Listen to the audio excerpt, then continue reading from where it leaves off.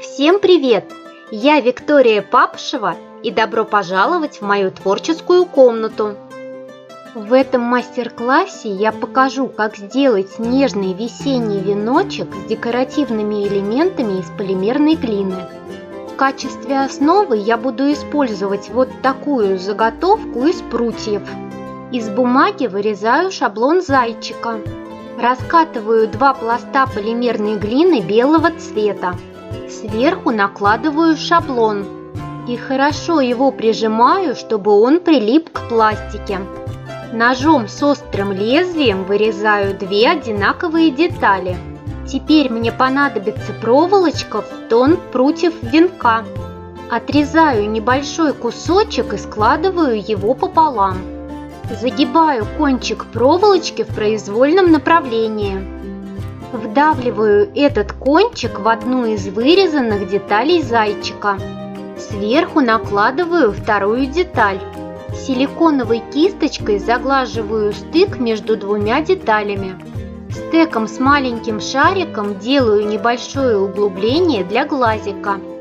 Из глины черного цвета катаю маленький шарик и вклеиваю его в углубление. Иголочкой создаю фактуру шерстки. То же самое делаю с боковой стороны. И отправляю зайчика запекаться. Глина запеклась и остыла. Вот что у меня в результате получилось. Теперь приступаю к изготовлению молдов. Для этого мне понадобится крахмал и силиконовый герметик. Внимание! Очень важный момент. Герметик должен быть термостойким. В противном случае он просто сгорит при запекании. Также мне понадобятся готовые пластиковые цветочки. Выдавливаю силиконовый герметик в одноразовую формочку. Добавляю крахмал и начинаю размешивать. Вначале я это делаю палочкой, затем вымешиваю эту массу руками. Рекомендую это делать в перчатках. Масса должна получиться пластичной и не липнуть к рукам. Катаю из нее шарик, кладу его на рабочую поверхность и слегка прижимаю. Делаю верхнюю часть шарика плоской.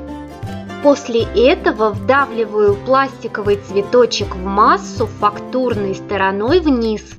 То же самое делаю со вторым цветочком. И оставляю массу с цветочками внутри до полного застывания. В моем случае масса застыла в течение суток. По истечении времени вынимаю цветочки. В результате у меня получилось 2 молда. Теперь подготовлю глину для изготовления цветочков. Для этого мне понадобится 3 больших кусочка глины белого цвета и 3 маленьких кусочка розовой, оранжевой и желтой пластики. Смешиваю глину белого цвета с кусочками цветной пластики. И у меня получается глина приятных пастельных оттенков. Беру небольшой кусочек пластики и заполняю им углубление в молде. Хорошенько вдавливаю глину внутрь молда. Лишнюю пластику срезаю лезвием. Обратная сторона цветочка должна получиться плоской. В глину вставляю штифт. Второй молд также заполняю глиной и отправляю цветочки запекаться, не вынимая их из молдов. Еще раз повторюсь, герметик, из которого изготовлены молды, должен быть термостойким. Когда глина запеклась и остыла, аккуратно извлекаю цветочки из молдов. По такому же принципу делаю цветочки из глины других цветов. Небольшую часть пластики белого цвета смешиваю с маленьким кусочком зеленой глины. В результате получаю глину салатового оттенка.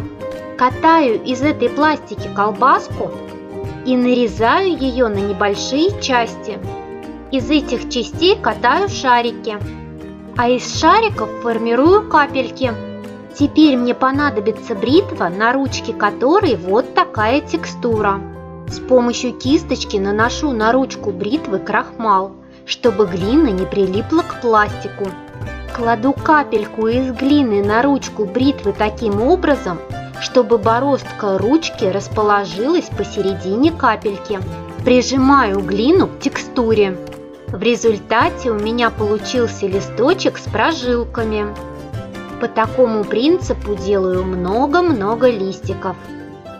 Наношу на уже запеченные цветочки фимогель и приклеиваю к ним листочки. Одна часть цветочков у меня будет с листиками, другая без. Отправляю цветочки с листочками запекаться. Кусочек розовой пластики смешиваю с небольшим кусочком глины голубого цвета. В результате у меня получилась глина нежно-сиреневого оттенка.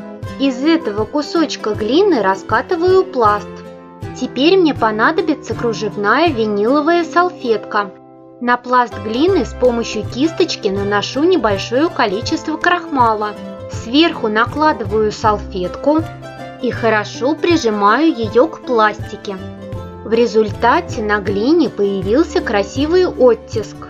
Беру металлическую формочку в виде сердечка и накладываю ее на пласт глины с оттиском. Чуть-чуть вдавливаю формочку в пластику, чтобы она не съехала.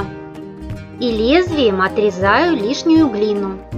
Переворачиваю формочку с пластикой обратной стороной и аккуратно начинаю вдавливать глину внутрь формочки. Это удобно делать стеком, но действовать надо очень осторожно, чтобы не порвать глину. Раскатываю еще один пласт полимерной глины того же цвета. Размещаю на нем формочку с пластикой, режущей поверхностью вниз. И вырезаю сердечко. Отправляю формочку с сердечком внутри запекаться. После запекания аккуратно извлекаю сердечко из формочки. В результате у меня получилась выпуклая полая деталь. Из тонкого пласта глины белого цвета самым маленьким люверсом вырезаю кружочки. Каждый кружочек разрезаю пополам. На боковую часть сердечка наношу фимогель и приклеиваю половинки кружочков по краю сердечка. Стеком с маленьким шариком в каждом полукруге делаю углубление. В результате у меня получилось кружевное сердечко. Отправляю его запекаться. А я тем временем вклеиваю штифты к обратной стороне цветочков. Когда сердечко запеклось и остыло, сверлю отверстие для штифта с его изнаночной стороны, после чего вклеиваю штифт. Кусочки проволочки складываю пополам и креплю ее к штифтам.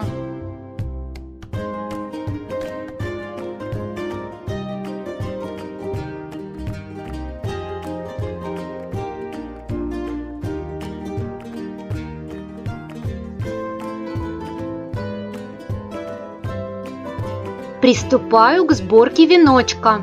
Для начала оплетаю заготовку из прутьев ленточкой с сердечками. Закрепляю ее концы с помощью нитки и отрезаю лишнюю часть ленточки. Посмотрите, что у меня получилось. Теперь креплю зайчика. Вставляю концы проволочки между прутьями. Закручиваю концы проволочки с обратной стороны веночка. Теперь креплю цветочки. Закручиваю концы проволочки, лишнюю часть отрезаю и прячу концы проволочки между прутиками. Из репсовой ленточки делаю петельку и пришиваю ее к обратной стороне веночка. К верхней части венка креплю сердечко. Из атласной ленточки завязываю бантик и приклеиваю его на шейку зайчика. В результате у меня получился нежный весенний веночек, который станет милым украшением вашего интерьера. Очень надеюсь, что этот мастер-класс окажется для вас познавательным и полезным.